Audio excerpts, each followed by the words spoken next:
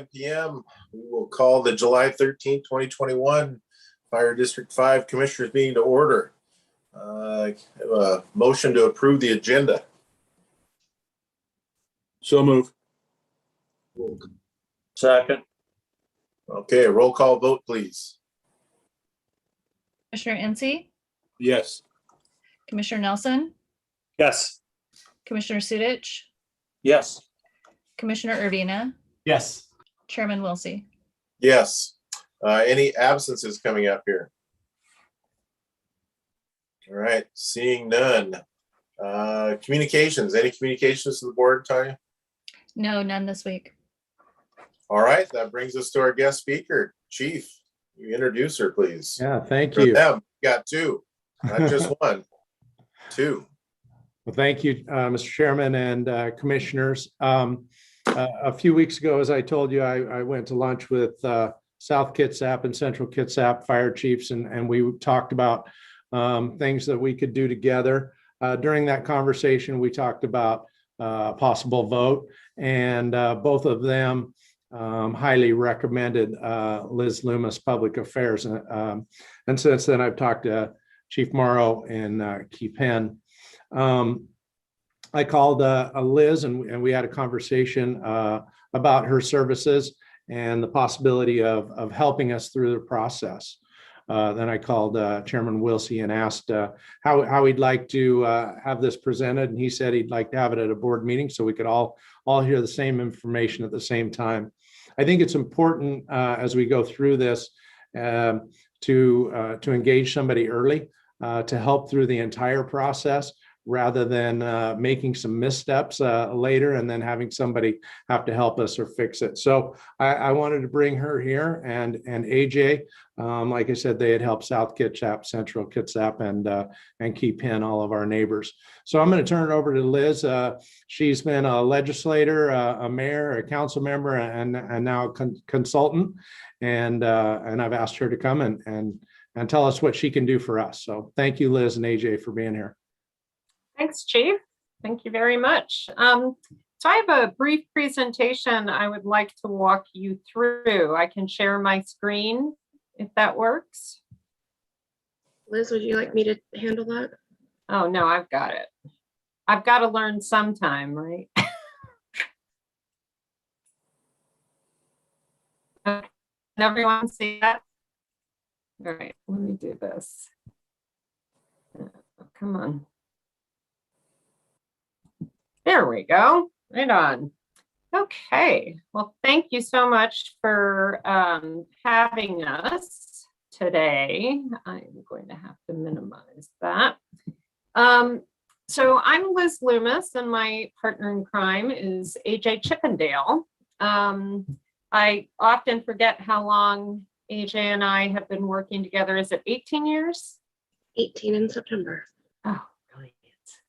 So, and the joke I like to say is AJ lasted longer. She's the longest relationship of my life. She lasted longer than my marriage even, but okay. I thought it was funny. Thank you for the smiles. Anyway, so we have been working together for a very long time. And for some reason, this is not, there we go. And really what we do a variety of things, but for the purpose of tonight's meeting, we're here to talk with you about winning ballot measures. This is something near and dear to our hearts. Both AJ and I share a love of local government. We feel that local government is where the rubber really hits the road and taxpayers see the greatest impact for their dollars. And on that, we have developed a very successful consulting firm in business for almost 20 years. So briefly, I'm going to go through my experience, and AJ is going to tell you a little bit about herself as well. It's kind of shocking to me that I actually have 30 years of experience in anything. I seem to be frozen in my mind in my 20s. So, but it has been a great 30 years. And everything I've done in the past 30 years has been about improving communications with taxpayers. So as the chief mentioned, I've served in elected office. I've also worked for elected officials. I've lobbied I've worked in campaigns, elections, government, trade associations, newspapers even. And I'm also known as a national speaker on helping local governments improve communication with taxpayers. In fact, I'm going to Charlotte, North Carolina in a couple of weeks to present at Fire Rescue International. So if any of you are there, I would be more than happy to buy you a cup of coffee. So as the chief said, I have served in public office, so I can certainly appreciate what all of you have to deal with on a daily basis. But really, our passion for what we do is helping local governments succeed, and certainly helping fire districts secure the revenue they need to save lives and property. So with that, AJ, I'll turn it over to you. Thanks, Liz. Like Liz mentioned, we've worked together for 18 years. I started my career at an advertising agency in New York, but I am from Washington, and I moved back to Washington to work with Liz, and here we are. I am very committed to my community, very involved, and I have a young daughter, so very happy to be back in my hometown and raising her here and kind of fulfilling that circle of life, but involved in things that promote education and children, and was the chair of our airport commission. So and for our clients, I do a lot of the design and production management and just implementing our communication plans that we develop. So, well, that's great. So I forgot to tell them what I do. So in our business, the way it's structured is, so I'm responsible for message and strategy primarily. I do about 90% of all the writing. And AJ, as she mentioned, handles social media. So I do message development, strategy, earned media. AJ handles social media, owned media, graphic design, that kind of thing. So we have a really good sort of division of responsibilities. Sometimes we call ourselves nags. So if we ask you for something we haven't heard from you, you'll get an email or two from us with a very polite message. All right, so here is what we do. Now, we have talked about ballot measures. That's probably about 65% of what we do for our clients. And our clients really run the gamut when it comes to local government. Fire districts are a majority, also ambulance districts, right, down in Oregon. But we also work for some public hospitals, some school districts, a couple of cities. We've worked for public utilities in the past as well. And also park and aquatics districts, which is a lot of fun. Those are some fun projects as well. So in addition to ballot measures, we serve as an offsite general communications department for local governments. So there are some local governments who are about medium-sized, and they simply don't have the budget for a full-time communications department. So AJ and I go in, we develop communication plans for them and help them communicate forward, which means communicating because they eventually will be on the ballot to request, say, a revenue increase or a change to their organizational structure. A lot of what we do also is public relations. So if we work together, you'll see not only will we be educating the community about your revenue needs for capital facilities, possibly. But we also will be talking about how great your fire district is, right? And it's not a bunch of fluff. We make sure that we can back up what we say, but it's important people understand how their tax dollars are used, not only to save lives and property, but to prevent injury and for the benefit of the community. So there is a PR component to what AJ and I do.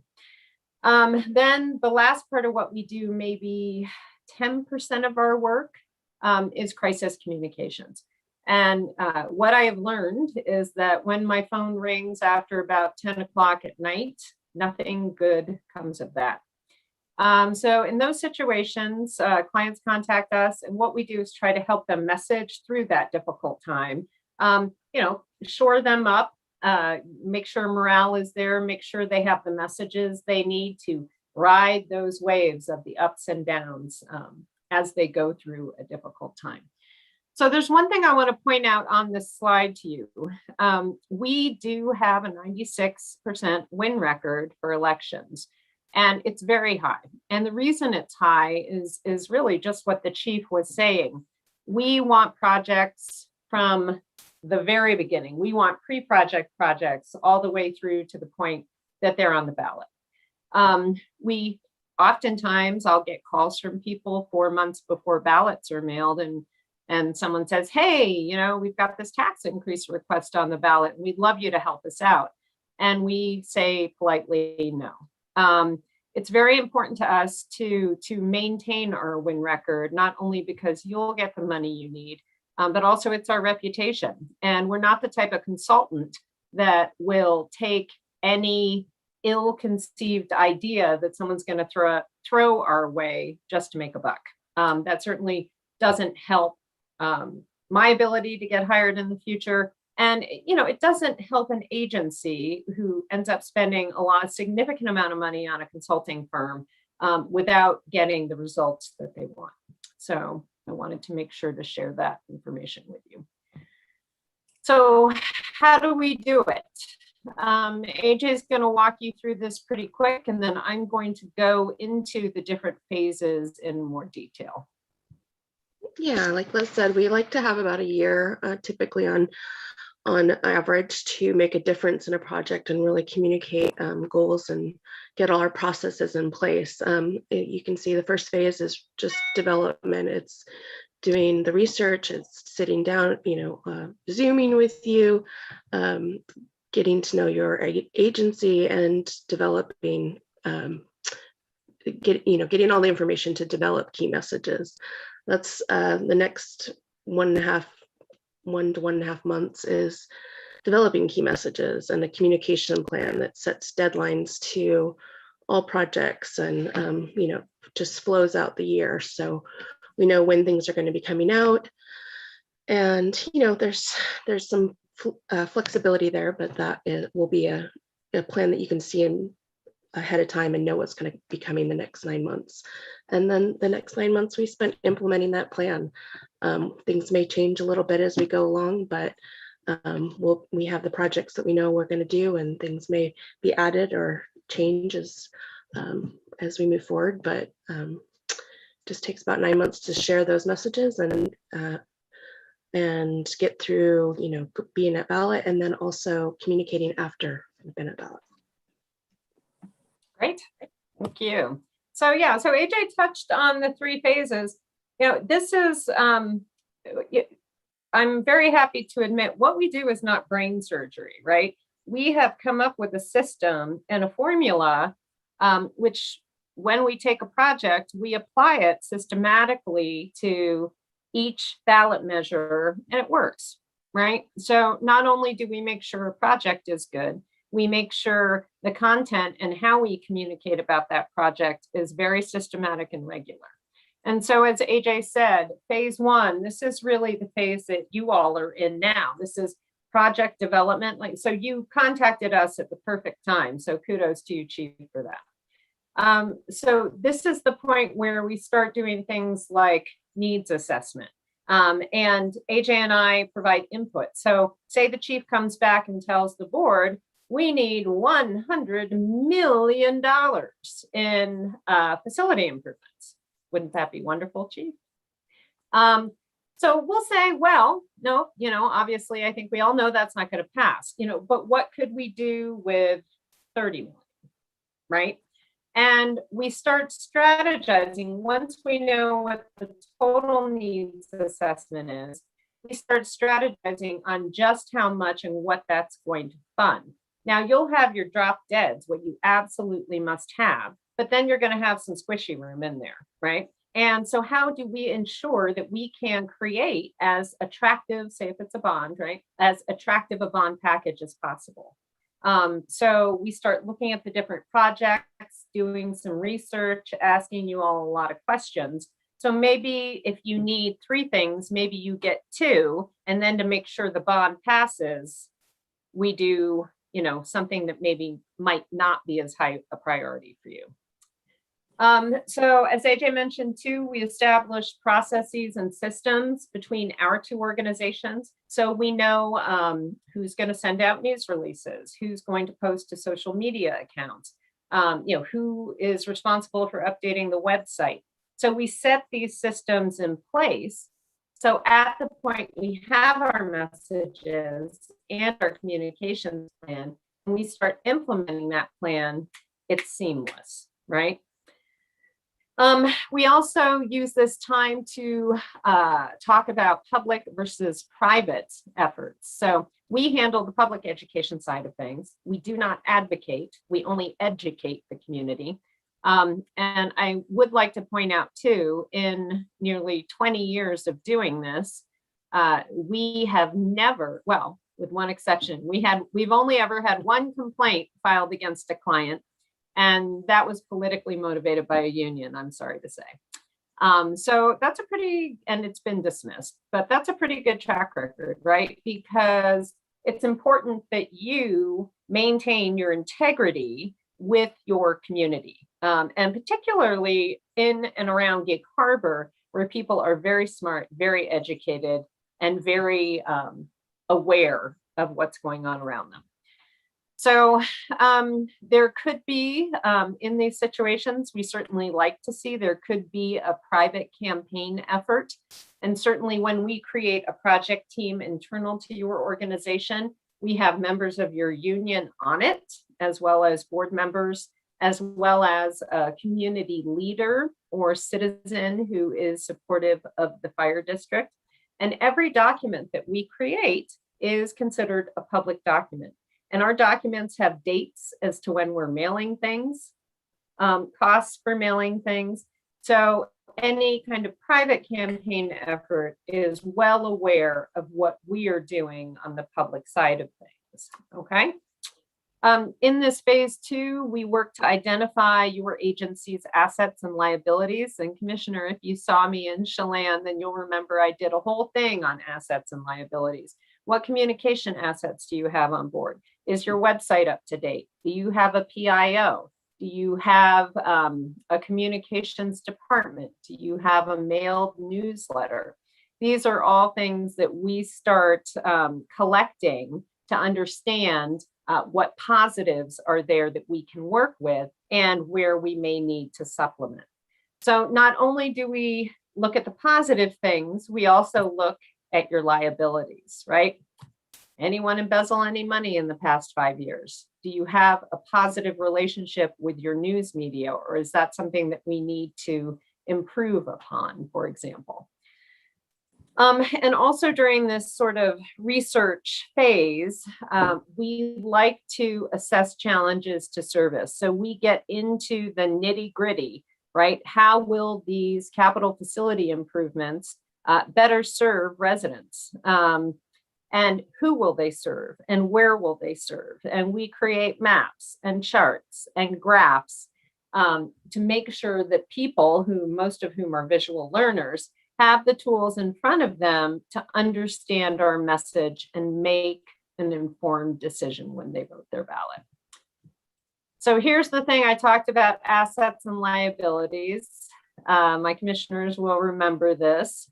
One component for this project too, I want to talk about coalition building.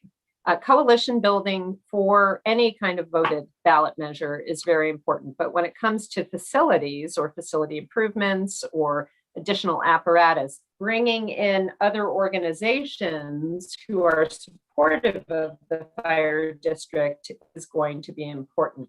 So when we talk about assets and liabilities, it's not only what we are bringing to the table, what we plan to supplement, but what does the Chamber of Commerce, for example, a very influential group, what does the Chamber of Commerce have that they can offer us by way of, say, disseminating information and materials? We also want to know what can prevent us from winning. Oftentimes, we have a process that we call our intake call, and that's about a 2-hour call with a laundry list of questions that AJ and I go through, asking a potential client, really the nitty gritty of their operation and mining data that I need to draft messages and create a communications plan. We want to know if there are issues out there that could be considered a liability. And sometimes those calls have to be done offline. Sometimes people want to have private conversations with us because they're not comfortable talking in a group. But we absolutely have to know. We have to turn over every rock in your organization. So hopefully you're open to that. Again, we make it a public process. Transparency is key, right? So it's not only the folks who are on this call, it's also, as I mentioned before, members of the labor union, community leaders, say locally elected officials also could be good. And by reaching outside of our agency, right, from the very beginning, that type of inclusion can help us generate support further on down the line. Okay, any questions so far? You still with us? Anyone on Facebook? Seeing Checking lots of your- thumbs up, Liz. Okay, checking your Twitter accounts. Oops, hang on. I hit the wrong button. Okay, so phase 2, key messages and communications plan. This is, as I mentioned earlier, when we defined responsibilities between AJ and me, this is my bailiwick, right? So after we mine for data through our intake call and other research that we do, I use that. What happens as I go through this process, I start hearing themes, right? Themes start emerging about your agency. And those are what I capitalize on and create the messages around. So I'll give you a great example. We currently are working with a school district in Oregon on a very big bond for them. And what was fascinating about this data mining process, normally you talk about improving facilities for students, right?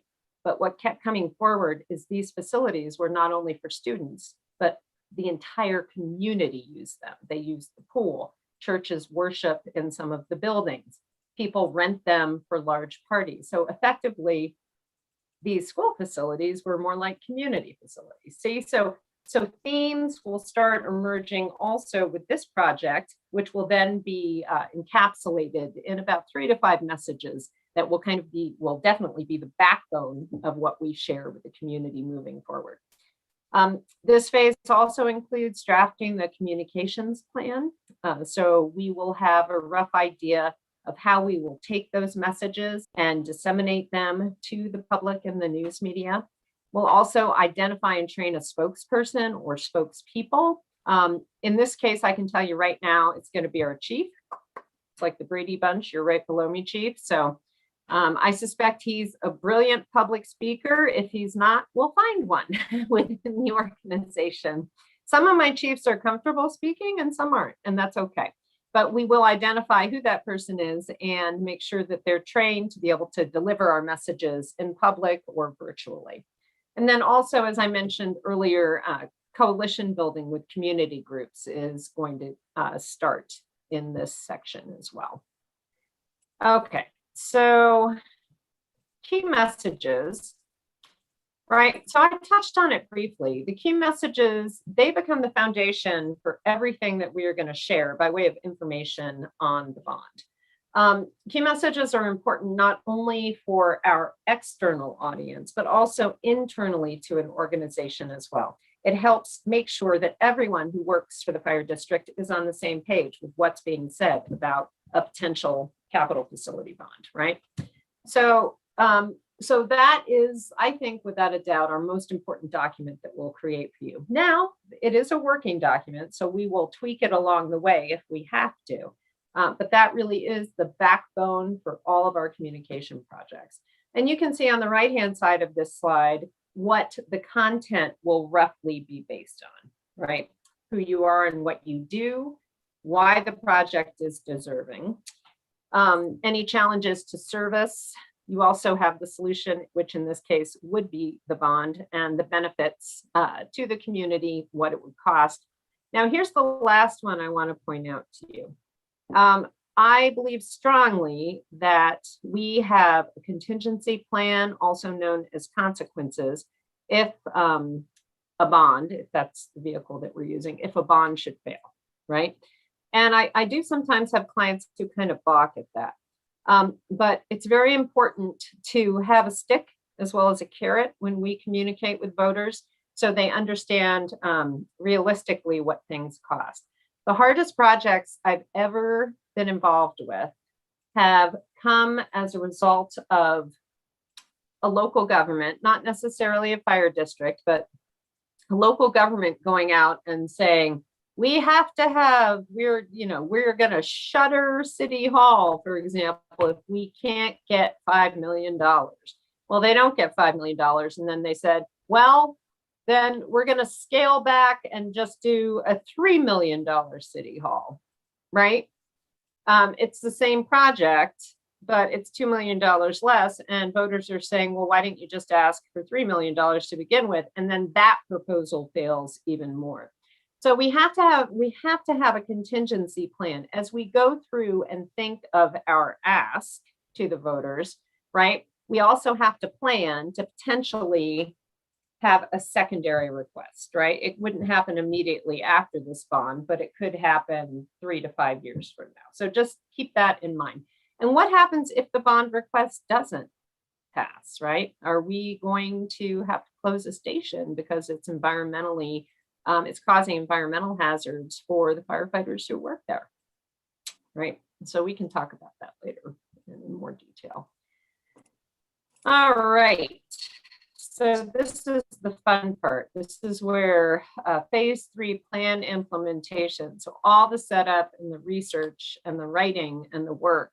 This is where the rubber hits the road. We will, of course, in this phase, continue to coalition build and rely on some of our coalition partners to help us disseminate information. But we get to implement the plan, and that's a very exciting thing for us to do. And there are strategies and tactics for message delivery, which we'll talk about in a second. Another important part of this phase is post-election communication. One thing I tell my clients is, do not stop communicating with voters once you're off the ballot. That makes them very, very angry. If you only communicate with them when you want something, they get pretty upset. And your chances of passing another ballot measure are jeopardized as a result of that. So let's look at strategies and tactics for message delivery. Okay. So there are 5 components to a successful communications plan. Paid communications, that's projects that the fire district would pay for.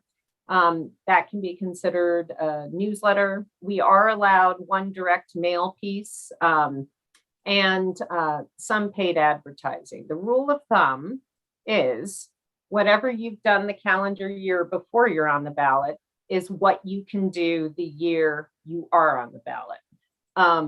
So for example, do you have a paid newsletter currently that you send out? No. No, okay. And how many people are in your fire district again, Chief? Approximately 35,000. Yeah, that's doable. So we would certainly recommend that we start a newsletter in 2021 to be able to use it in 2022, okay? Earned media is the most cost-effective way to communicate with the public. So that includes things that we would do for you, like writing news releases, letters to the editor. Closer to the time when ballots drop, we'll certainly bring the chief and possibly the board chair out for editorial board visits. And just thinking off the top of my head, I actually might have 2 rounds of those. Chief, being the new chief, I don't know if you've had the chance to actually request meetings and go and sit down with local reporters and editors. If you haven't, that's certainly going to be one of the first things that we do for you there. And I'll let AJ talk about social media and owned media. And I'll do public outreach. Is that okay, AJ? Of course. So social media is, an important component of our portfolio for communicating. We would want to access existing profiles and platforms to share our messages within our community and reinforce those messages that are also being communicated via traditional media vehicles. We would, of course, be doing this very skillfully in concert with other messaging that would be done by the fire district about general information and incident posts, but would be mixing in strategic messaging in a timely manner to support our plan. And then another thing we would also do in regards to social media is assist in monitoring any online engagement and be available to craft responses if needed, as needed. Another piece of this, the strategy would be owned media, and that is that's tools that your agency already owns, and that's your website, station signs, for example. We'd utilize these tools to share our messages and develop content package with graphics that would be shared on these, your website, your signs, your billboards, except for example, that would support our messaging and be timely to throughout the plan. Great, thanks for that. Excuse me. So the last component for a successful communication plan has to do with public outreach. I like 3 rounds of public outreach for these types of projects. We can do more if we need it. We can do less if we think that's going to be beneficial to the election outcome. But ideally it's 3. So round 1 is when the board is considering the resolution to be on the ballot, right, for a revenue request. So we reach out and ask people to come to our house, come into the fire district to learn more about the proposal. Round 2 is after the board has passed the resolution and we have to push the chief and possibly the board chair or a board member out on what I like to call the rubber chicken dinner circuit, where you go out, you deliver a very brief PowerPoint, you take questions from the audience, you shake hands, you spend time with people, making sure that anything on their mind is heard and listened to. So it's kind of pressing the flesh. And round 3 is, again, when we invite people back into the fire district, and that's closer to when ballots drop. And we hold 2, possibly 3 question and answer sessions, right? For folks who might have questions about the bond. So that kind of gives you an idea of how our public outreach project is designed. And so, of course, we create all the supporting materials for you to be able to either deliver PowerPoints to community service organizations, or certainly having presentation materials and leave behind information for folks who come into the fire district to hear more information as well. All right. So this is how we get it done, right? So we kind of gave you the formula we use by way of what we're going to communicate and how we do that. But how we get it done is by facilitating the entire project for you, right? Effectively, as I mentioned earlier, we do become an offsite communications department for you as it applies to the bond. We organize monthly virtual meetings or meetings as needed to talk about projects. We make sure you know what has been completed. We take feedback from everyone on the call as to how the content was received. We go over a list of projects that will be upcoming for the following month, and then we execute those projects as well.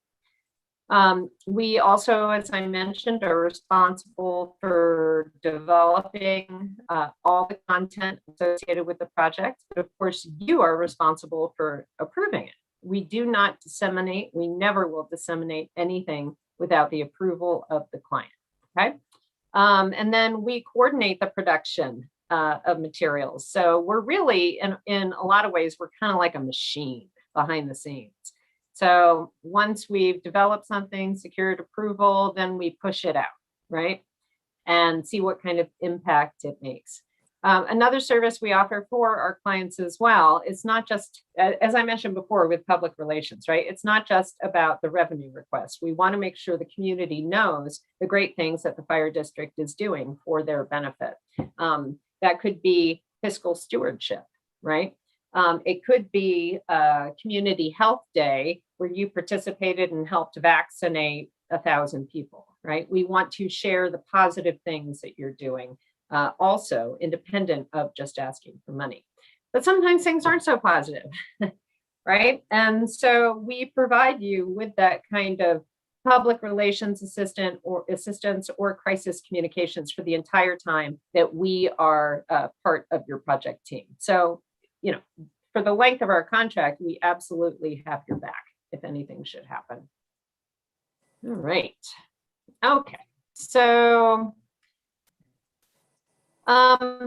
we have some examples here of projects that we've done that are bond and annexation merger related. Right now, as I'm sure you're all aware, in Washington state, it is just a firestorm of mergers and annexations. So, but you're aware of the bond we passed for Central Kitsap Fire and Rescue. We did not do South Kitsap Fire and Rescue's bond, which failed. We were not on board for that. So we do, however, have a contract with them for their next 3 ballot requests. So currently we're doing an EMS levy renewal for South Kitsap. Then we're going to do the bond, and then we're going to do a fire levy lid lift for them, right? And so that's like a multi-year contract with them.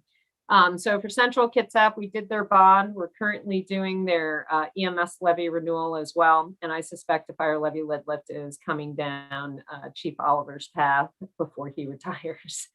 Now, Benton County Fire District 4 is a very unique client of ours. I think they're our oldest client. We've been working with them 13 years, I believe. And we have done not only a bond for their new station to build and equip their new station for apparatus and equipment. We have done multiple fire levy lid lifts for them. We did a permanent EMS levy for them. We've done EMS levy lid lifts for them.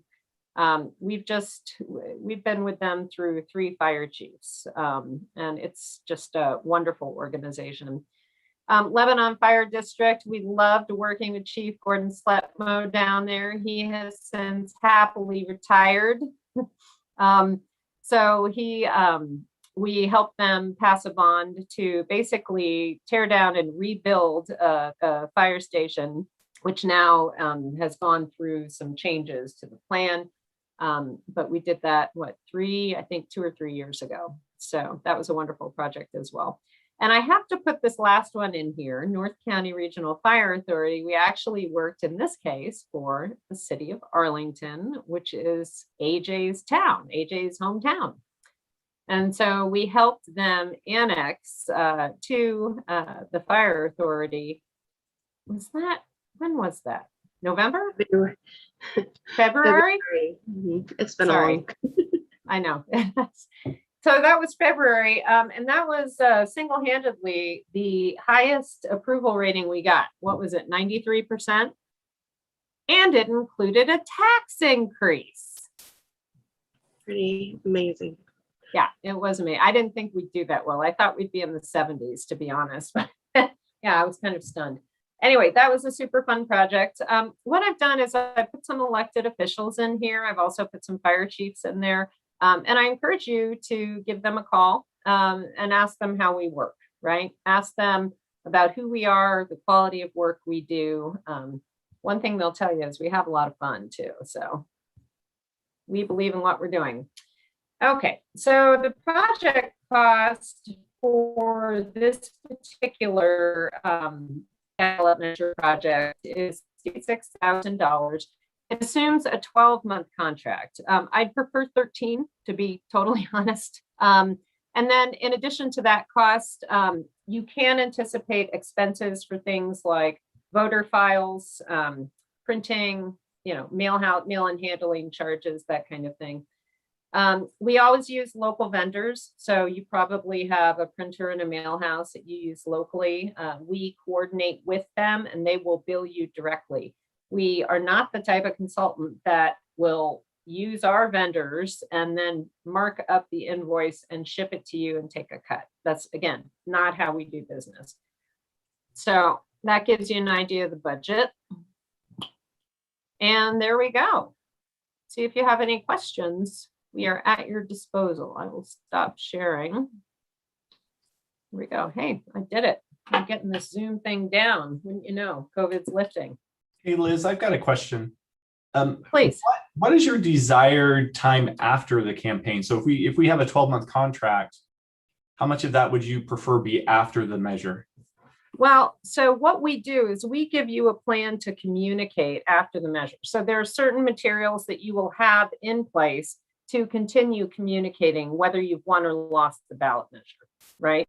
Okay. But then ideally, I mean, let's think happy thoughts, right? Say the bond passes. You're going to spend the first 3 months saying thank you, thank you, thank you, thank you, thank you, every way, shape, or form you can. And then every single thing associated with that bond passing is going to be promoted, highlighted,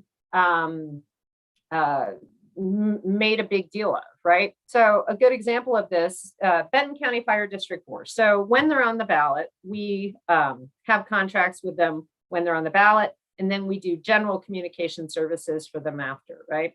And so they were having some delays in getting their station project off the ground. And I was saying to the chief, no, right? You're going to get some shovels and you're going to get some red ribbon and you're going to put 2 stakes in the ground and you're going to break ground where that station's going. Do you see what I'm saying? And then now the station's complete. It was it was like 3 months behind schedule, I think. That's not bad for A lot of COVID. Yeah, COVID, right? And so we couldn't do an open house, right? We couldn't do the ribbon cutting, welcoming everybody to an open house. So we did a virtual open house, right? And made a big deal. And granted, not a lot of people tuned in to the live virtual open house, but we took the video, promoted it on social media, and had over 1,000 hits of people watching it, right? So I'm assuming that you're going to have multiple projects associated with your bond, right? So every project is going to have their own update page on your website, right? And significant projects what I would recommend is you just promote, update. Another thing we did for a school district, what was their bonds? 78 million. We put cameras as the crews were building. And that was one of the most popular things ever, right? So see how your kid's elementary school, the new 2-story addition to your kid's elementary school, see how that's going, right? And people could click in real time. So there are a variety of ways you can and should continue to communicate. Hopefully after we're gone, you'll maintain your newsletter mailed to all households. You may do 3 editions per year when you're on the ballot. When you're not on the ballot, maybe you only do 2, save yourself a little money, but you always have an article in there about your bond projects, right? So it's effectively like having a strategic communications plan that simply doesn't involve we're going to be on the ballot. It's going to be all about the bond and whatever other key messages you may want to maintain after the project is off the ballot. Yeah, Did that perfect. answer your question, Bill? Absolutely. Yeah. Thank you. Yep. Who else? Commissioner Nelson, are you looking at your watch? No, not at all. I looked down at my iPad that has the agenda on it just to see what else we have. But I mean, you're speaking my language because I was pretty heavily involved in a local campaign to get a school bond passed. And one of my frustrations was after the fact, I think there could have been better communication about the progress that was made on the projects and they're coming all to a conclusion. And so what you're talking about in the aftermath of having cameras and all of that are things that I have spoken directly with school board members about. So I completely agree with everything that you said in that regard. Yeah, it's hard, because what we found is that folks are just so glad when it's over. right? I mean, one thing too, I want to give credit to staff and personnel, because anytime local government is on the ballot, the bulk of it falls to them, right? I mean, as commissioners, certainly you want to be apprised of what's going on. Chances are you're probably going to participate, I hope, in any kind of private campaign that might form, right? On your own time, of course. But what I find is most folks are just so glad when it's done that they just want to put it all behind them, because then they know what's coming, and that's actually building it, right? Which is, that takes a lot of time as well. So one question, I guess, I mean, Joe and I are on our apparatus or our fleet and facilities committee, and we've done quite a bit of work to develop with an architect to develop remodel plans, because we have 6 identical stations, right? So that gives us kind of a degree of I guess unique ability to say, all right, we've already got 6 identical buildings and they're designed to be renovated. Is that the norm for you, where you walk into a project that you take on and you have kind of that background work already done, or are you typically starting from the ground floor where that sort of thing hasn't already been initiated?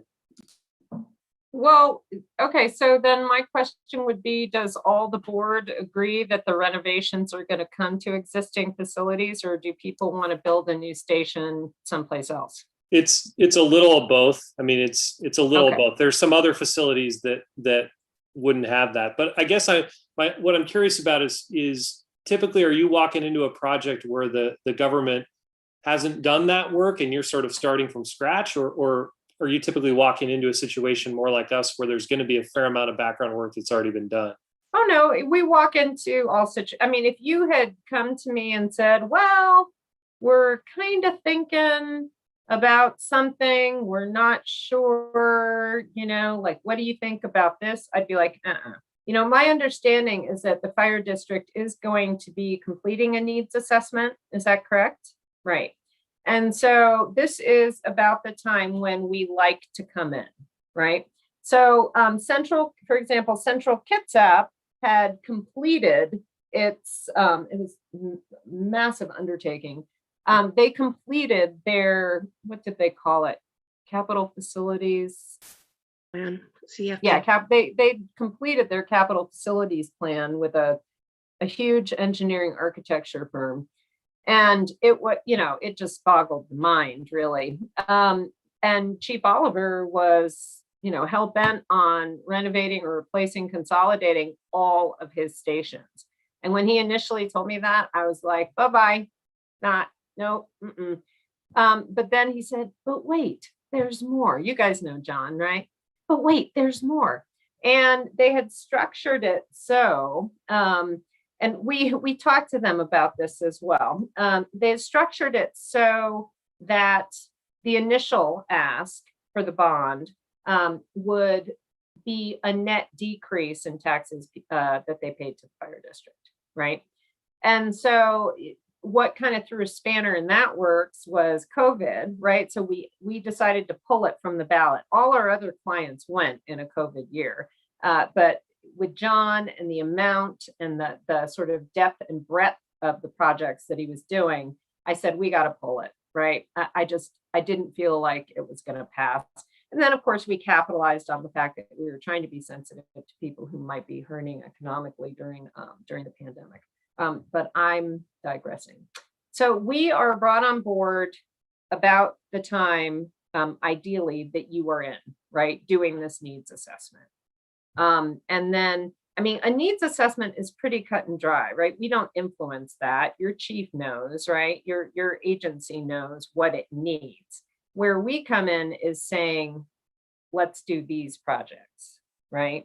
These are your must-haves. These are your would like to have, right? So politically, what projects do we need to pick to get it done?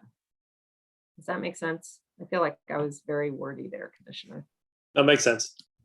Thanks. That's kind of you. Any other questions? Commissioner Wilsey, you're a little quiet there. No, it all sounds very good. Having been through a few of these, it makes sense. I like your guys' process. It seems very linear, and I really appreciate your success rate. Yeah, That's kind of thanks. heard. Thanks. No promises, right? I mean, Well, I you got 90%, 96% approval rate, so you got to keep that up. know. It used to be 97. I Oh, know. So it's No, going don't- down? Is that what you're saying? Yeah, we lost a couple Oh. down in Oregon, not bond related, but just a very economically depressed fire district. And so, yeah, anyway, No, there's definitely Yeah. some tough places. we won it in the end, but it took us 3 tries. But No, does 2 anybody else losses. have anything for Liz or AJ here?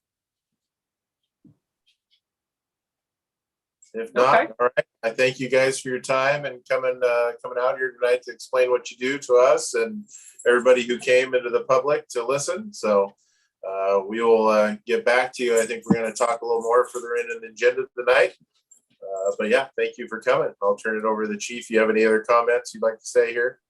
No, thank you. And Liz and AJ, you're welcome to stay. The moderator will change your, you won't be on the screen anymore during the rest of the meeting if you stay though, but Yeah, we'd Thank love you. to stay. Thank you, Chief, for the invite. yeah, and thank you for your time and we appreciate it. Thanks, folks. Thank you. All right, with that, can we have a motion for the approval of the minutes of the June 22nd Commissioner meeting? So moved. Second. All right, roll call vote, please. Commissioner Incy, Yes. Commissioner Nelson, Did he did get we booted? lose? I think we lost Commissioner Nelson. He's over in the attendees. Yeah. He got ejected. I got ejected earlier for a couple minutes too, so.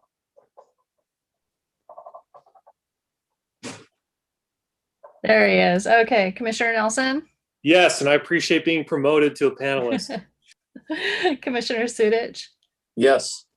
Commissioner Urbina, Yes. Chairman Wilsey. Yes. All right, some voucher approvals. I'll move that we approve vouchers, both accounts payable, payroll, and ACH payroll transfer and wire transfer fees as outlined in the agenda totaling $2,396,842.94. I'll second. All right, roll call vote, please. Commissioner Incy, Yes. Commissioner Nelson, Yes. Commissioner Sudich, Yes. Commissioner Urbina, Yes. Chairman Wilsey. Yes. All right, local 3390.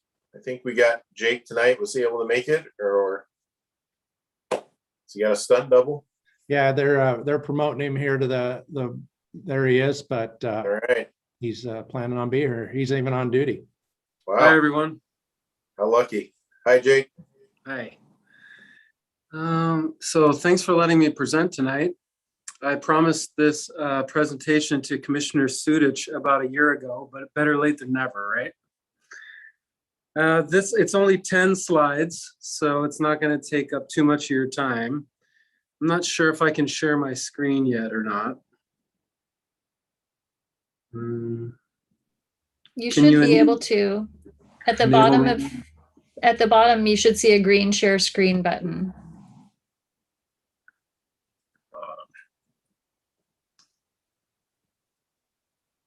If you're on an iPad, it might not be on the bottom.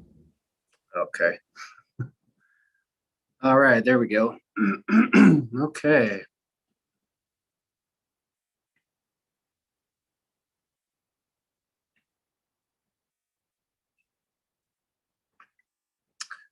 Okay, so this is a Platoon MOA presentation. Just thought I'd start with where it all began. About 6 years ago, the idea was introduced and we had some advisory votes. And then again, the membership kind of identified it as an interest in our wish list survey in 2020.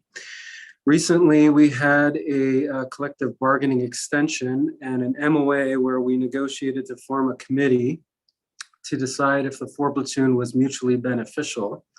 And after 8 months of committee work, a lot of presentations to the membership and an advisory vote, the committee agreed that the 4 platoon is mutually beneficial. So we drafted an MOA, and currently we have a tentative agreement. So I will be presenting that to the membership on August 3rd, and that needs a 2/3 majority vote from them to pass. Feel free to also interject with any questions. So what is the 4 platoon schedule? So essentially the 4 platoon schedule is just dividing the year and the workforce by 4 platoons and adding working days, whereas our current schedule is dividing the year and workforce by 3 platoons and adding days off. It's a very common schedule, especially with large departments like Seattle, Tacoma, and Everett, because of its ability to increase staffing and decrease the work week at the same time. Our members, like the 1115 or the shift on, shift off, shift on, 5 shifts off, and then paying back a debit day every 32 days or 11 or 12 debit days or 24-hour shifts a year. So why is this beneficial to the community? Well, it increases our staffing. There's going to be an increase in trained hazmat and TRT personnel, an increase in hard barred officers or permanently appointed officers. There's going to be an increase in crew continuity and training consistency. The debit complement, or the folks that are coming back on those debit days, increase the potential for us to staff another apparatus or fire station. And there's going to be a reallocation of funds due to a reduction in officer overtime and acting. So why is it beneficial to the membership? Well, there's a lot of similarities there, which we're excited about. There's an increase in staffing. Again, the hazmat and TRT personnel, the permanently promoted officers, and the crew continuity and training consistency. We also get a work week reduction of about 36 hours annually. There's a small increase in vacation for 40-hour uniformed employees that occurs whenever we lower our 24-hour employee work week. And there will be a shift bid process outlined by the district. So here's a little more in depth about how it helps our staffing. In the 4 platoon system, there'll be 102 people assigned to operations. That's 25.5 per shift, minus 4 vacation slots, and adding people on about 3 and a little bit and change there every day, makes 24.69 people on duty. If you minus our minimum staffing in 2022, that gives us a surplus of 2.69. Whereas in our current system, there will be 102 assigned to operations, and that's 34 per shift, minus 4 vacation slots, and then those Kelly slots at 6 give us 24 people on duty, so a surplus of 2. So you can see that it adds almost a whole firefighter position. So that debit day complement, or the people coming back on debit days, why this is a benefit is that most often our debit day complement is that of a fire engine. So in that complement is an officer, a firefighter, and a firefighter or a paramedic. And currently our 3 platoon system just doesn't offer an extra hard bar officer. So the potential to staff another station increases when there's no lieutenant on leave. And this chart was provided by Chief Langlow, and it just kind of illustrates that about half of the time our vacation slots are filled up, but for the rest of the half of the year, there are slots available and people at work. So what's the financial benefit for the community? This is the specific information. Essentially, there are 18 officers in our current platoon with 17.5 Kellys each, which creates kind of a negative officer staffing scenario, 315 days of the year. In committee, we found out that about 50% of acting and constant staffing overtime is due to those Kelly days. In 2020, we had 12,000 hours of acting, or 33 hours per day. If we apply the logic of 50%, that reduces it by 6,000 hours, multiplied by our acting rate at $86 an hour, which is about a little over $500,000 in reduction in just acting. The constant staffing overtime is also projected to be reduced, but that number was a little harder to put our finger on. So comparing it, because there is some added cost to the 4 platoon, the promotions times 8 will be about $120,000 a year. The training for a 4th shift is about $55,000 a year. And then those added hazmat and tech rescue people are about $15,000.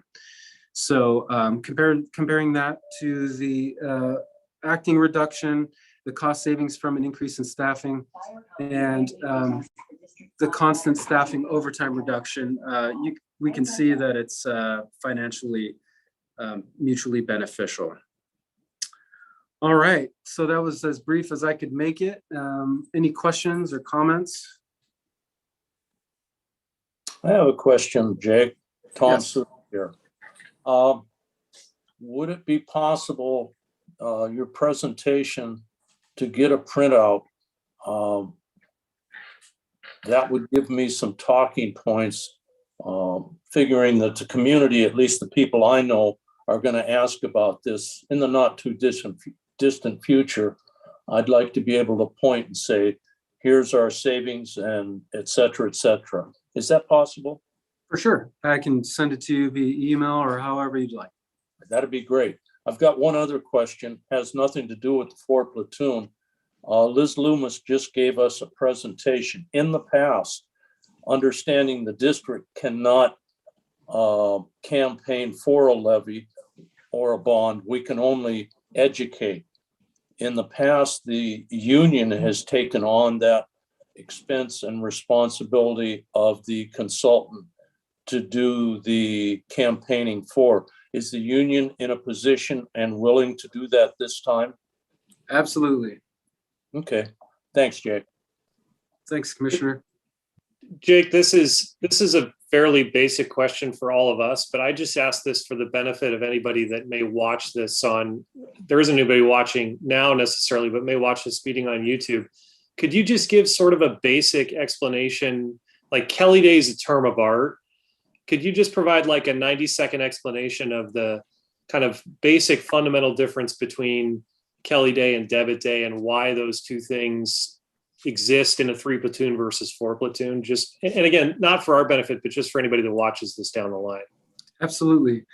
So when you have a 3 platoon system and you divide the year by 3, there's 121 shifts left over, right, per each platoon. And that equates to about a 56-hour work week. And so, you know, that's quite a bit. So, you know, my predecessors had negotiated, you know, a term called a Kelly Day. And that Kelly Day was a assigned or floating day off to try to lower that work week down to, you know, closer to 40. So the reason why the 4 platoon and the 3 platoon are so close is that when you divide the year by 4, 365 by 4, it's 91 days, right? Well, that's a 42-hour work week. So in order to get it back up to closer to where it was at 48 or so, you add the debit days back in. So it seems like you need to hire a whole 4th shift worth of firefighters, but you have people coming back in. Is that good enough? That makes sense. Thanks. Okay.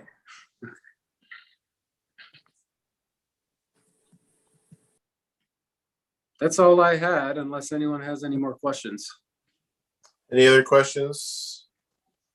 Alex, is this something that we would need to vote on as a board, or is this something that we don't need to vote on? That was some I was. No, we'll be voting on it as a board tonight. This is just kind of informational. I wanted Jake to come here to present. Commissioner Ency and I, as the negotiations committee, have been meeting with 3390 along with the chiefs to, you know, negotiate this out. We did not open up the entire contract. We just you know, kind of opened up Article 7, the hours of duty, and the relating articles to that, and kind of bargained this out. So right now we've kind of tentatively agreed upon quite a few of the items in here. I believe there's just a few remaining issues as far as if it is approved by the board, you know, and we go down this path, what do the, just some of the mechanics of it when we do the switch at the beginning of the year. We just need to iron those out and make sure that nobody is working too many hours during the transition or not enough hours during the transition. So, and address those issues. That's basically where we're at. Jake, real quick, your feel for the union right now is overwhelmingly supportive of this? Right, so we early on, we did an advisory vote to make sure that I didn't put in a whole lot of work on this for it to just fail in the long run. And the last advisory vote was about 70-10. So there's a lot of support behind this. Okay, thank you. Yeah, thanks.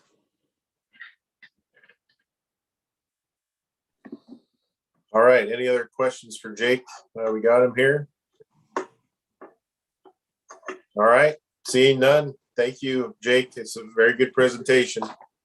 Thanks, everyone. Have a good evening. All right, takes us to Chief's report. Chief, All right, thank you.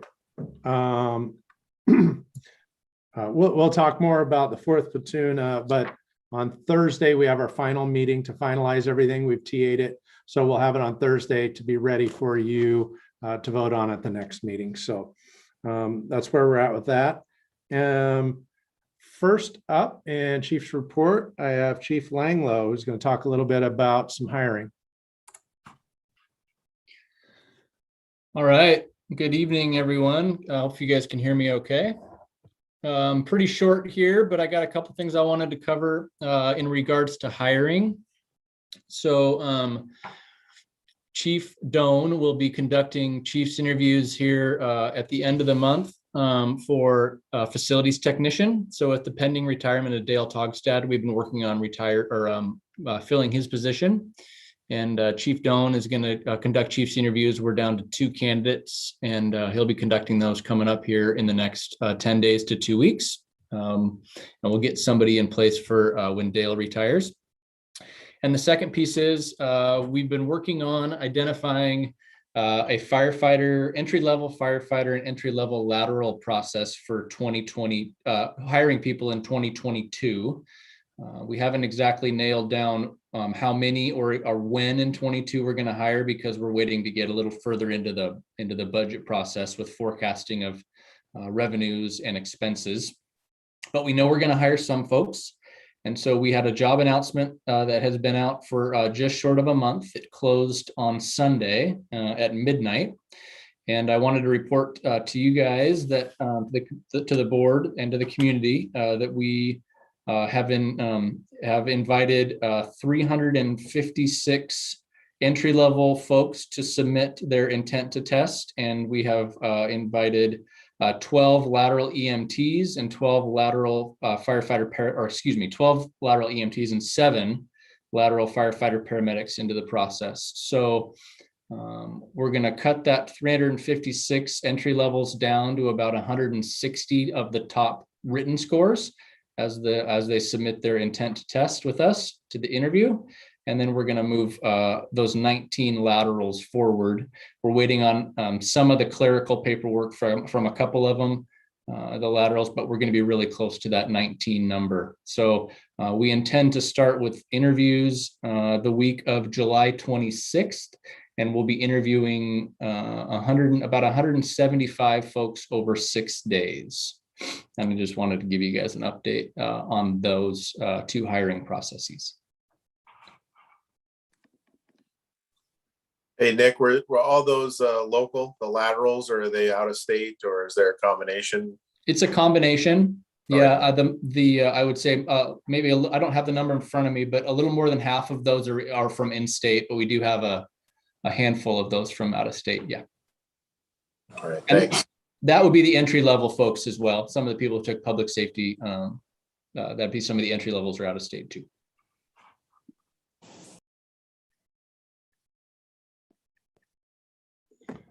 All right. Thank you, Chief Langlow. We also have Chief Bierstrom here to talk about COVID. And then also I've asked him to give you an update on our next meeting, or when we can come back together, and the technology. So he'll be updating you on where we're at with that. Thank you, Chief. So quick rundown. So at the county level, COVID is still out there, 584 cases in the last 14 days. It gives us a rolling 14-day average of 62 cases per 100,000. So it's still lurking, but it continues its downward trend, and that's a good thing. Within the district, we have no active cases. We have no one on quarantine. As we have gathered vaccination data, we're finding we're running about 70% of our folks have been vaccinated. Verifications are still coming in, and it's roughly reflective of the state rate and a little bit higher than our county rate. So since we met last, there's been some updates with regard to L&I rules. No masks are required for vaccinated members within the stations or indoors. However, our unvaccinated members are required to wear masks indoors, if not physically distance. That is going to affect the board as we get to the later part of this presentation. I've read a number of documents that suggest that the board will be viewed as employees for the purpose of masking if they cannot be physically distanced.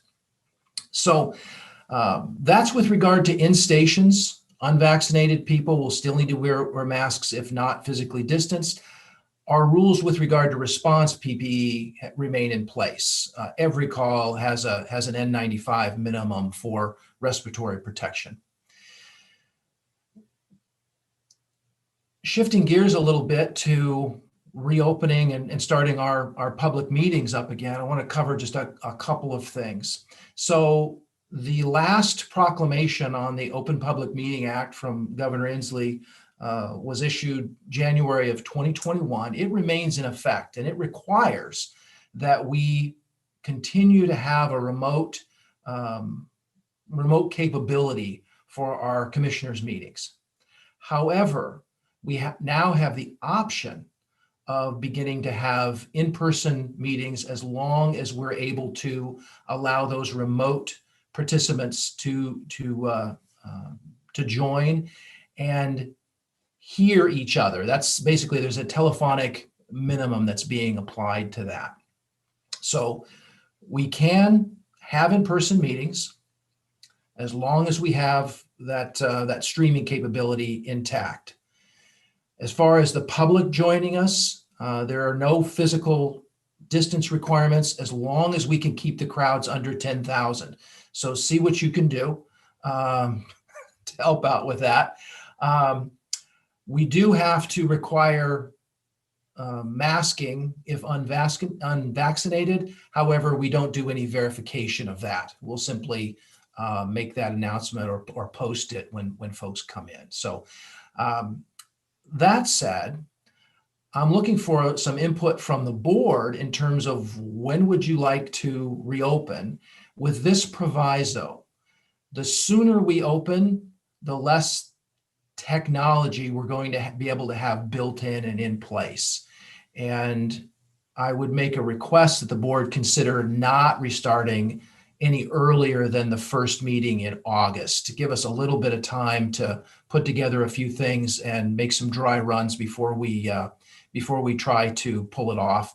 Also, I want you to know with regard to some of the hardware that we would be using, the supply chains for microphones, those sorts of things is interrupted right now. So things we probably could have gotten overnighted 2 years ago might be a little tougher to get our hands on. Chief, quick question. When you said we have to have the electronic capability, does that include possibly commissioners attending the open meetings via Zoom or Skype or whatever? Absolutely. Okay. We're also anticipating that we may have some participants, guest speakers, and that's why there's some, as we're working through the electronics, that's why I'm asking for at least another meeting before we start it. We don't want to we don't want to have a false start here. We'd like to have a smoothly run meeting for you folks. Chief, I'm going to be out of town the first meeting in August, so I'm perfectly willing to be a guinea pig if we're trying to utilize some technology to have people access it remotely at that point. If that's our target, to try to be sort of in person, but also have the ability to have people be remote. I'm game. Well, it's less of a target. It's more of a what would the board like? Right. I mean, if that's what our goal is first meeting in August, because it sounds like realistically, that's probably, I mean, we got to be reasonable in terms of procuring appropriate technology and all that. So if that's the goal meeting, like I said, I volunteer myself as tribute. Wonderful. I mean, could we make that decision next meeting, and then you could update us on your success in procuring equipment? Absolutely.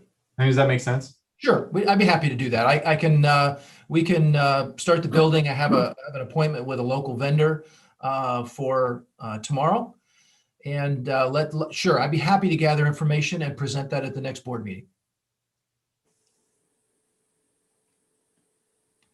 All right, that is what I'll do, and that concludes my meeting or my portion. Great, thank you, Chief. So a little bit more on the Chief's update. I wanted to tell you about 4th of July. We put up some extra staffing. I think I had mentioned that at 53, also a brush rig, and then a battalion chief. We also staffed wings and wheels.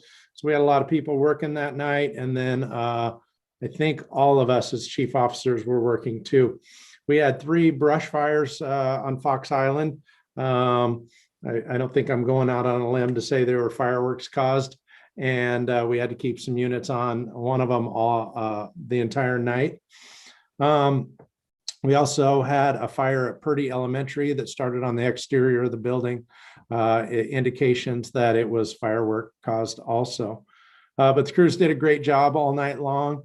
I went to the Purdy fire and then went and covered Station 51 afterwards, and they just did a great job stopping that fire really quickly and also keeping the brush fires down. So proud of all of them. And we also served really well at Wings and Wheels. We're on some deployments right now. We have Chief Johnson and Brush 55 with Jorgensen, Bailey, and Nixon in the near the Clarkston area. I think it's called the Dry Gulch Fire right now. They've been out for a week, so we don't know when they're returning yet, but it should be within a week because it's only 14 days. Norby just went to the Bootleg Fire in South Oregon, and today Chief Myers and Waters left for an Oregon fire also. We have decided not to do any more deployments right now.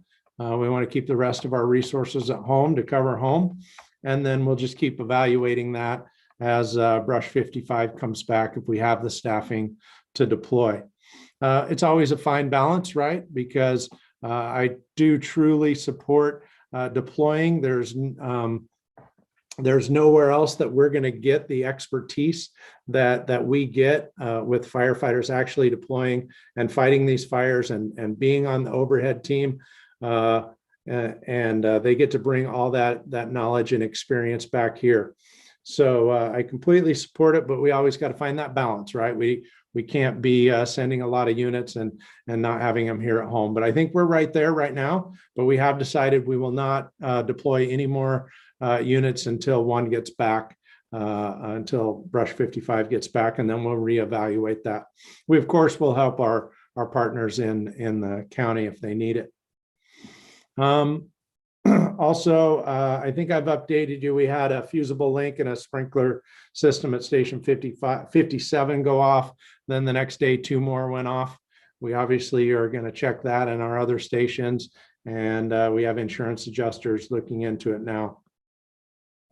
Along with some of our plans, we've started the standard of cover. We have Dynamics moving along. They will be in town August 23rd, 4th, excuse me, and they will be wanting to meet with all of you to get input from you.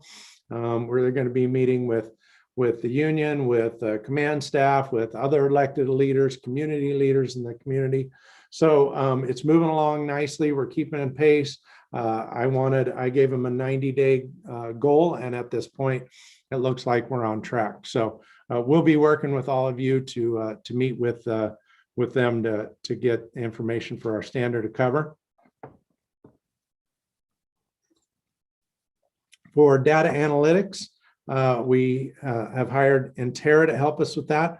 We're downloading all of our previous information, and I also gave them a 90-day timeline to get that done, because we need the standard of cover done. You know, just the stuff that Liz was talking about. We got to know where we're at, where we're going. We got to have our data analytics so that we can make decisions moving forward. So we got to get those done in the next 90 days. Another thing, I sent you out a letter from Eric Quinn about the new laws. I don't want to go into it extensively, but I really want you to read that if you can, because we have some decisions to make. We're going to be stuck in the middle here pretty soon, as you can tell from that letter. We've already had it happen a couple times in the last couple days. And we're going to have to make some choices on if and when we respond and what we respond. I don't want to get political about the law. At the end of the day, it is what it is, and maybe it's a great thing to do is to remove police from some of these calls. But what they didn't do is put somebody new in the place, and they've kind of put us in the middle, right, as fire. So I don't want to belabor that point. I think Eric lays out the problem very well, and we're going to have to make some decisions soon if we are even going to respond to some calls.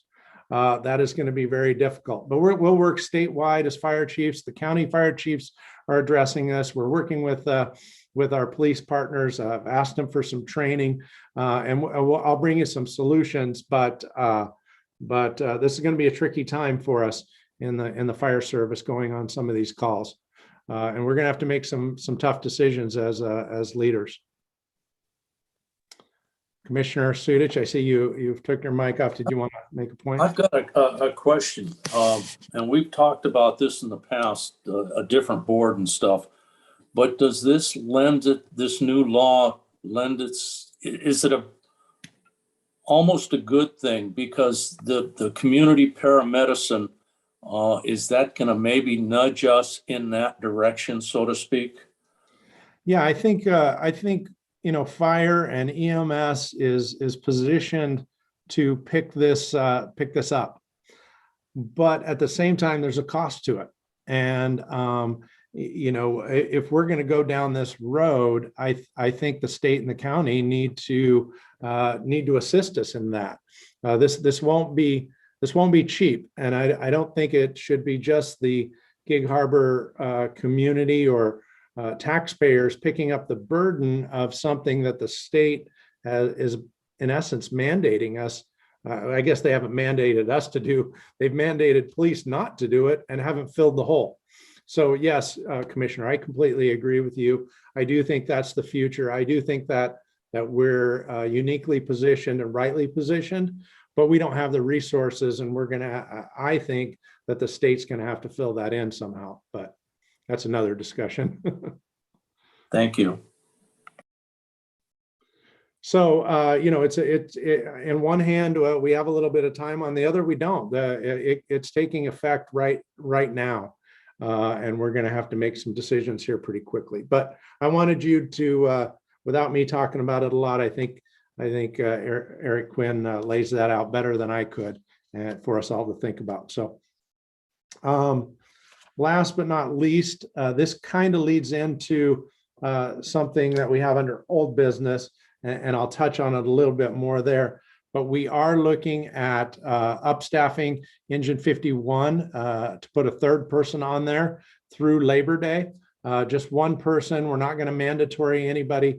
That way we can look at the cost as we go through that. But I'll touch on that a little bit more when I get to the deployment planning update in old business. But I wanted to let you know that we've made that decision to do that, to put a third person on engine 51 till Labor Day and see how it goes. That's all I have, Commissioner, unless there's any questions. All right, thank you, Chief. Understanding committee reports, I think we've kind of already addressed it, but Commissioner Yancey and I, as negotiations committee, have met with the local and the chiefs and kind of TA'd the contract to go to the 4th platoon. But we'll have more on that when it gets finalized at our next meeting. Any other standing committee reports we need to report out tonight? All right, seeing none, takes us to chairman's report. I don't have anything tonight. So we'll get into old business with the deployment planning update. Great. Pick up where we left off, Chief. Thank you. So as you know, that Chief Burgess put together a service delivery implementation plan January 28th, 2020. And he went over it with me and talked to me about it. And I've had it. So Commissioner Nelson asked for an update. How are we doing? When I was hired, we had already set in contract negotiations that on January 1 of 2022, we will be staffing a third person on station 51 or engine 51, 58, and 59. That's still our plan. I know that originally Chief Burgess had talked about maybe trying to do it by July 1 of this year. Through the negotiations and through the budget, before I got here, it was decided to start at January 1st. But like I said a little bit ago, we think it's important. Firefighter safety and staffing these engines, and all of us believe that that's the right thing to do as quickly as we possibly can.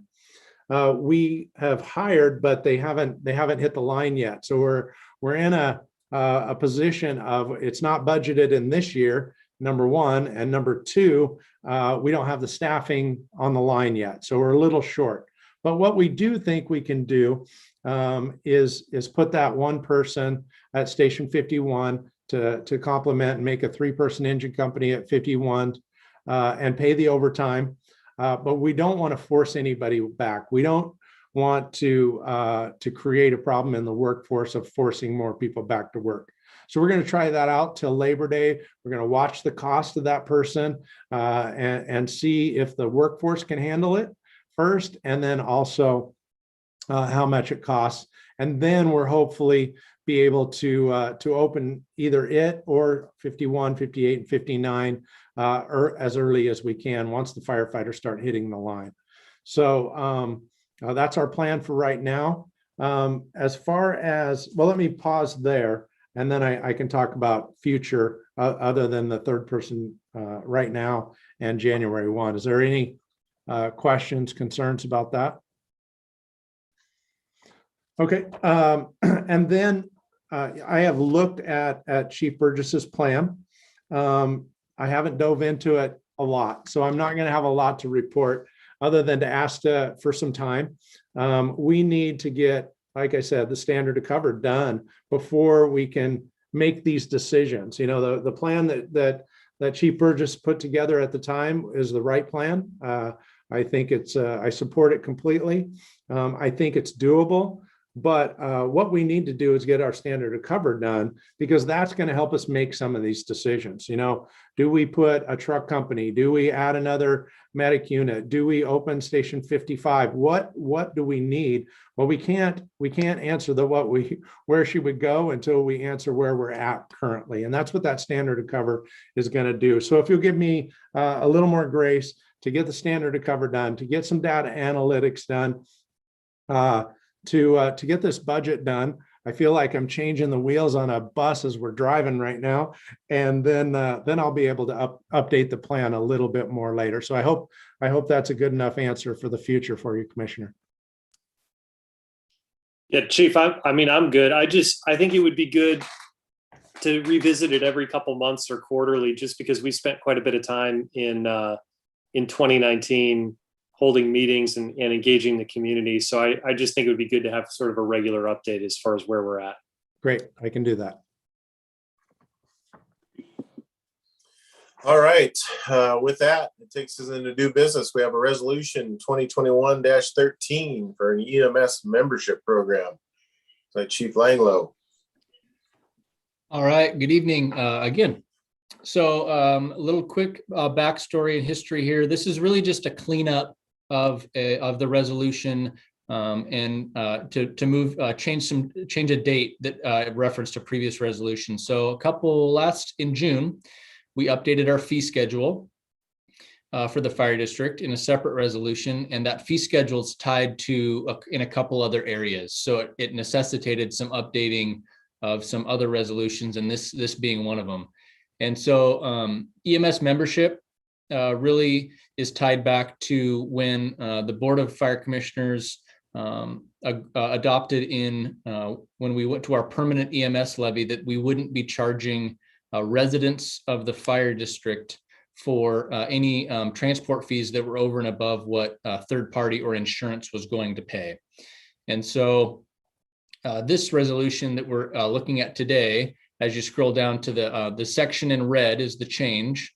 The strike through is what it previously said, which was billing procedures shall follow resolution 2011-07 with non-members remaining fully responsible for any amount due which is not paid by third parties. So we're striking through that sentence because that references a previous resolution, which was our old fee schedule. And so now we're proposing that we change that and update that to read what it says in red, which I'll read, is billing procedures shall follow the Pierce County Fire Protection District 5 fee schedule rates, which are set forth in resolution by the Board of Fire Commissioners. Non-members remain fully responsible for any amount due which is not paid by third parties. So what this does here is it removes the old resolution, and then as we the verbiage we chose to use in this resolution here tonight makes it so that as we update the fee schedule, we don't have to continue to come back and update this resolution. We just update the fee schedule and it would track right along the same path. One thing I did realize that I made was a clerical error here, and Tanya, she tried to do her very best to help me catch it, but I didn't catch it. And so in section 4, we're going to need the resolution where it says this resolution shall take effect on January 1st, 2013. I need to apologize. I should have had that updated to reflect the date of the signing of this resolution. So we will need to make a clerical change. And so if you'd like this to come back before you at the next meeting with that change, that's fine. Or if you would like to pass and support this resolution pending the change, I think that's appropriate too. So that's the change on this resolution. I'd be happy to entertain any questions that anybody had. More of a cleanup than anything else. All right, any questions for Chief Langlow? Other than that, I'd entertain a motion for the resolution with the amendment to the correct date. I'll move that we approve resolution 2021-13 with the corrected effective date as outlined by Chief Langlow. Second. All right, roll call vote, please. Commissioner NC, Yes. Commissioner Nelson, Yes. Commissioner Sudich, Yes.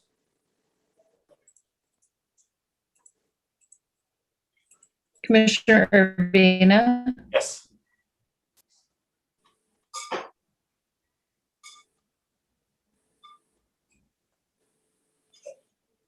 Chairman Wilsey. Yes. All right, and then we got a 2021-14 credit card policy there, Chief Langlow. Yes, sir. Thank you. Okay, this policy, I'm going to give a little bit of backstory and history on this one too, and then once I'm done, I'm going to just refer to Chief Bierstrom a little bit in case I missed any of the context, that he'd be able to provide some more historical context for this one. But again, we're proposing a change. Then the change is in red. If you scroll down to the section under credit limits, it references 2 credit cards, U.S. Bank, Visa, and American Express. So we currently have the U.S. Bank Visa and the American Express. But what we're doing in this credit card policy is we're identifying what we want to use, generally speaking, what we want to use each of these cards for. And so the U.S. Bank Visa is the credit card system that we use when our normal purchasing practices aren't available, and those would be through purchase orders or accounts with specific vendors. We use our credit card, which is paid off monthly, but we use the credit card in these different areas to make purchases. The U.S. Bank Visa card system is working really well, but the one limitation that it does have is it has a credit limit of a total credit limit of $50,000, which we have not had an issue with before with running into, but we anticipate that in the case of an emergency, it could be possible that we do run into a spot where either critical infrastructure or the needs of the district necessitate a purchase of more than $50,000. And we don't want to find ourselves in a spot where we can't have access to be able to pay a vendor or pay for a project that's time sensitive if we have the US Bank Visa. So the initial goal was to work with US Bank to raise the credit limit to a level that we felt better about. Despite our ability to pay on time every month and to provide them with our historical budgets and clean audits, they weren't willing to go above $50,000 in our credit limit. So that brings me to the American Express account. We've had an American Express account at the fire district since at least the Chief Black era. And the American Express account, the unique feature about the American Express account that helps us in this area is it currently doesn't have a defined credit limit. And so that provides us some opportunity in the event of an emergency, like I talked about, where there's some critical infrastructure need where we're not able to have access to funds right away. Because I will just for context also remind the board that the way our accounts payables work is that we create a batch. That's the batch of the vouchers and the accounts payable items you see in your board packets every meeting. We create a batch. We sent the batch to the county. The county prints our checks and then mails them to us to pay the vendor. So we don't write our own checks. The county does that. So there's a delay in doing that. So we use credit. We use a credit card for those purchases that need to be made right away. So the American Express provides us an opportunity to be put us if we feel like we're in a better spot in case in the event of an emergency. But we also realize that we need to be good operators and good users of that card. And because it doesn't have a credit limit, we want to put some limitations in to protect really everybody involved. So American Express credit cards will be issued to the positions of fire chief and assistant chief. The American Express account does not have a defined credit limit. The use of the American Express account is limited to situations where other purchasing options are not reasonable and the purchase is significantly important and time sensitive. If the American Express account is used, the user must notify the Board of Fire Commissioners as soon as reasonably possible. A notification to the board chairperson shall take place within 48 hours and notification to the entire board shall take place by the next regularly scheduled meeting. And so, again, this is a proposal to change, but we're not adding an American Express account per se. We've had this account for a long time. And then when Chief Bierstrom was working through policy changes and updates, we haven't been able to locate a board resolution or a policy that specifically talks to American Express. So we felt that it was important and the right thing to do to identify it in this credit card policy here. So I'd be happy to entertain any questions. And then also to Chief Bierstrom, if you have any context or historical information you think is prudent, feel free to chime in. I will certainly wait for Commissioner Ansey. Okay. So I got one question. I assume we don't have the black card, right? Okay, here's my question. And I appreciate you putting this in there.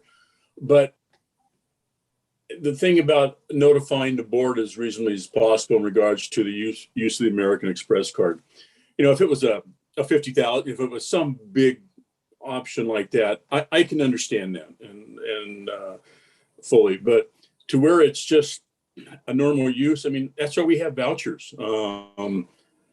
we see those twice a month and things. I just see it as more, myself, extra work for you guys. I understand, and I think if there's anything, it probably gets municipalities or people in trouble in counties and cities. It's probably more often the use of the credit card and some things like that. But where we've been using it and things, just myself, unless it's a awful big expense and stuff, I don't know. I guess I just see that as kind of making it more work for everybody, myself. So. Yeah, no, Chief or Commissioner NC, I can certainly appreciate that, and I think it's your trust is much appreciated. I do think that we talked about as a command staff that the times where we'd use this would be in those situations that one are probably the less than 1/10 of 1%, because our normal purchasing processes that you approve by vouchers or the US bank card works better than 99.9% of the time. It just provides us with a little bit of a safety net in the event that we do have one of those. You could probably even deem it almost catastrophic situations where we need to access the credit. So I totally understand where you're coming from, and at the same time, I think that it's going to be so severely limited that we don't feel like it's going to create a burden on any of the staff.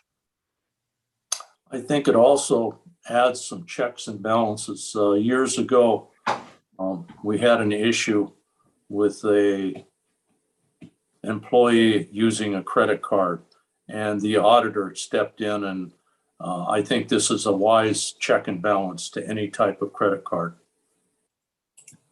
I agree with Tom. My take based on Chief Langlow's and Chief Bierstrom's conversation here is that this actually adds in essentially a policy where one doesn't currently exist for this card. We have this card already, and we don't have a policy. So I think this is a good thing. And I take it as like, this is in case of a significant disaster is when we would need this, that it wouldn't normally be used. It would just sit there. Right, and that's why I was going to just ask a clarifying question. We've got to go through 50,000 of credit card use before we even touch the American Express card. So we're going to know something's going on. Absolutely, yeah. That we would certainly be notifying probably as things are happening, Commissioner Urbina, through the situation. And the other piece that I would add too is, and this still is the long-term goal, is that we're researching the opportunity to get out of the system where we have the county write our own checks. And so when we feel comfortable with that direction and then come to the board with that plan, when we have almost instant access to our expense fund, the goal is that we would shutter the American Express card anyway, because we don't feel we need to have two credit cards. Especially when we have instant access to our expense account, where we don't now with the county writing our checks.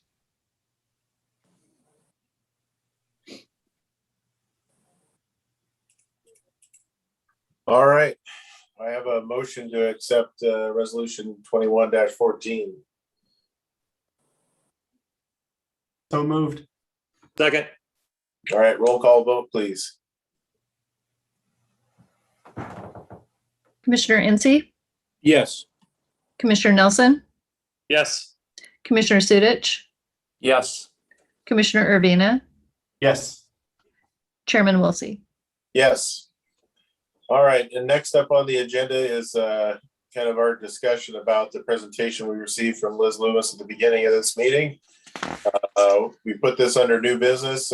Chief Doan and I had talked about this, and this is basically a placeholder for us to voice any concerns or questions we had, or what direction we want to go. We could obviously accept the contract that they have sent to us tonight and move forward with Liz Loomis and Associates, or we can go out to look for another bid possibly, but I wanted to have a board discussion here on what everybody's appetite was for that. People I know, fellow commissioners in different fire districts, speak highly of her. Again, she spoke at our Chelan conference whatever, 2 or 3 years ago. She's very dynamic. We had a consultant a few years back. Kevin, you would remember that.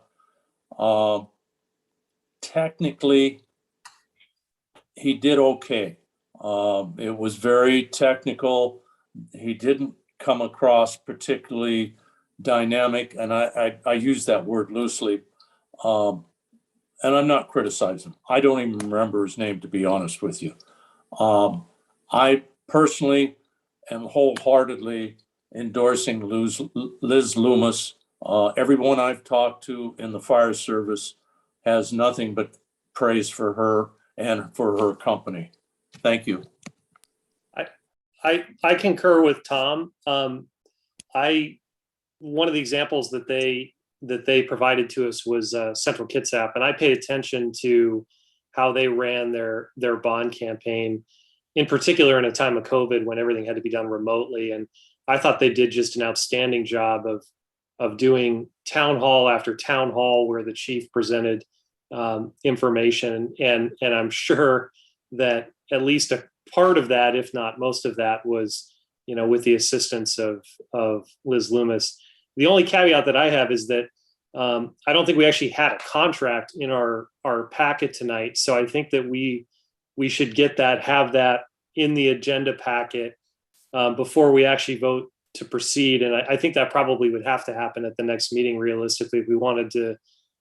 I don't know why anybody in the public would be negative about it, but I think realistically we should do that and give people an opportunity. But I'm wholeheartedly in favor of moving forward.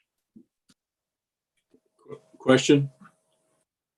So one of the points that I heard her bring out was the idea that we as the board, the district coming forward, would be to have where we were looking at, what we're looking at for the bond, what particular items that we were looking at, whether it was remodeling all of our stations, our training campus, whatever. I think that's obviously to all of us, that's the key. And I think I know where maybe some of us stand, but I think it's important that we see where, if we proceed with this, what are 1, 2, 3, 4, 5 list of things that we want to use this money for to get done. You know, we've seen in our own community bond levies go out, a bond going out in regards to our schools and failing because they just didn't have it there. And then they come back and say, well, okay, bring it down and drop and do this and that. And Bryce brought this up. You know, so I think it's important for us that, you know, we show what's number one, what do we want, and then go down from there too before we, you know, so they know what Liz and her team know what they're working on and what's important to us. And Kevin, I think that's kind of part of their role is to help us through that process, if I understood it right. And I did have Chief, if you want to respond to that before, I have another question after. Yeah, I think it's both and. At the end of the day, the commissioners, you decide. You know, I'm going to come with what I think the priorities are and a recommendation. But at the end of the day, you'll make that decision. But Liz Loomis will be advising us along the way. They've done it before. But Commissioner Enzi, you're correct. We won't make those decisions without you. You will make the decisions. But by engaging them now, it will help us along the way as we get the capital facilities plan done, as we get the amounts done, as we come with those priorities, and then they'll help us through that process. But at the end of the day, you will see all that, and you'll be the ones making that decision for sure.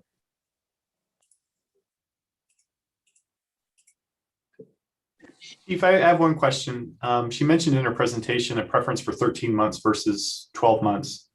What's your take on that? Yeah, I think this is kind of, it depends when we go, right? We haven't made that decision yet. So just, you know, if we were to go this November, right, we wouldn't need a 13, but we're not. I'm just using that as but if we don't go till next November or a date like that, then we might need longer than 13 months. So that one's a little hard to answer because we don't know. We haven't yet picked what funding measure we're going to do. We haven't yet picked the amount, and we actually haven't even picked the date yet. So it's a little hard to pick a time. I think 13 months is kind of the minimum though, because the earliest I think we could go is next April. And so that would take us about 12, 13 months, right? If we choose to go a year, go next November, then we'll actually need to extend it. So. Okay. And I just want to echo, going through and watching the school bonds process, we need to learn from some of their mistakes, right? It wasn't clear. The communication was poor. The message was all over the place. We need to do better. That's my only input there. I saw Liz had her hand up in the attendees too, so. Yeah, we can let her back in to speak if she wants to. But honestly, it's 9 months to April and it's 13 months to August. So that's probably why she's got the 13 on there, I'm assuming. Looks like she's being let back in now. So. Hi, can you hear me? Yeah. Gotcha, Liz. Okay, so I just wanted to weigh in on election dates, and thank you so much, Commissioner, for saying we're dynamic. I was like, holy cow, that's so nice of you. So election wise, and I've talked to the chief about this, and I understand there are some constraints. I do not advise that you go in April if you can all avoid it. The schools traditionally go in April. The people who do special elections for bond measures, they do them if they're kind of like a special interest group, like parks districts, aquatic districts, school districts, right? Where they kind of have that core fan booster base. We don't, right? We're better than cities, but we don't have like that booster club that's dying to have community involvement. We have our union, and that's very important and very valid. The general rule of thumb with elections is that the more voters who turn out for an election, the better your chances are of passing a tax increase, right? So with that in mind, an August primary, or even better, a November general in 2022 would be ideal. And with a bond, right, we need the supermajority, and we also have to validate. So that means we need 40% of the previous year's general election voters turning out. So it's going to be very low turnout this year. So the bar is going to be very low on that. And also Washington has an all-mail ballot. So feasibly we could validate in August, but just by way of getting people to turn out and support a tax increase, I'd recommend November. But Chief, that's my opinion. I understand there are other maybe downward pressure things that are impacting your timing, right? So thank you. Thanks for letting me weigh in. I'm going back on mute. And thank you, Liz. And so what I'm kind of hearing, the consensus is we may not be in a big enough hurry that we need to approve this tonight. And if we want to get this contract to the commissioners and on the agenda for the next board meeting, is that what everybody's kind of feeling the route they want to go? Looks like we're getting thumbs up and nodding of the heads. So Chief, if we could get that on the next agenda, the contract formally, so we can have it as an agenda item and then have a vote to approve or not to approve. So it sounds like we're going to approve it. So and it looks like November of next year is when we should be shooting for. Already got some free advice from Liz. Thanks, Liz. All right. Anything else on that, Chief? You need to add anything? No, I don't. I will work with her and have it prepared for next meeting. Perfect. Thank you. All right. Open public comment. Anyone from the public wishing to come forward, please state your name for the record. You will have 3 minutes. We got anybody out there? I think I saw Mr. Hardrose was the only outside person in attendance. No questions. Perfect. All right. Good of the order. Anybody have anything for the good of the order tonight? I just briefly, I went out and stopped by Station 53 the weekend before the 4th of July, and it was nice to see people there and just watching on active 911 and active units. There weren't too many calls, but the calls they had, I could see that there was a pretty drastic reduction in the response time when we had people in that station. So putting people in stations works. Yeah. Chairman Wilson, would it be possible to bring Jay Flick back in? I have a kind of a basic question. Would that be okay with you? Absolutely. If he's still around. I know he's on duty. Maybe he's gone. He actually has his hand up, so maybe let's There see. you go. Oh, There you go. Jay, I asked you the question whether the local was willing to pay for the for a committee, so to speak, for the consultant. I just want to make sure that you'll coordinate with the same. I mean, it would be your choice to have a separate consultant. I understand that.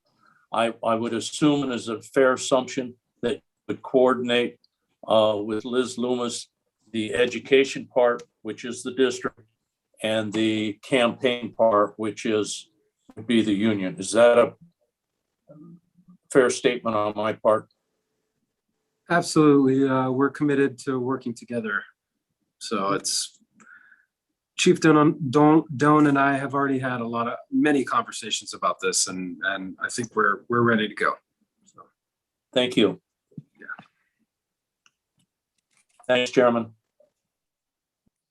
All right. Any other good of the order tonight? All right. Any special interests or upcoming events we need to make everybody aware of? We have one, the graduation of our recruits will be July 27th.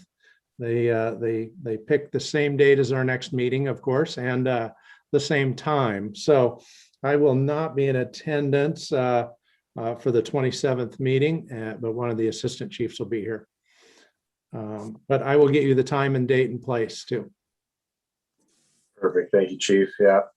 No, I know when we have that outside there, they pick the date, and yeah, there's probably going to be a few fire chiefs, because I know there's a lot of commission meetings on second and fourth Tuesdays of the month. So any other announcements? All right. With that, our next meeting will be Tuesday, July 27th at 5 p.m. This meeting is adjourned. Thank you, everybody.